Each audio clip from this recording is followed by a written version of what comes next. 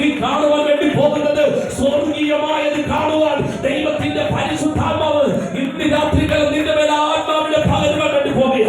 വിശ്വസിക്കുന്നവരെ കരങ്ങളെ ചേർത്തടിച്ച് അന്യഭാഷ പറഞ്ഞ ദൈവത്തെ കൊണ്ട് സ്തുതിച്ചാണ്.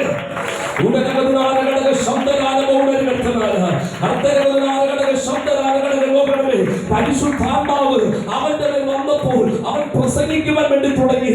അവന്റെ പ്രസംഗത്തിനകത്ത് നോക്കണമേ സ്വർഗം തുറന്നു. അവന്റെ പ്രസംഗത്തിനകത്ത് സ്വർഗം തുറന്നു.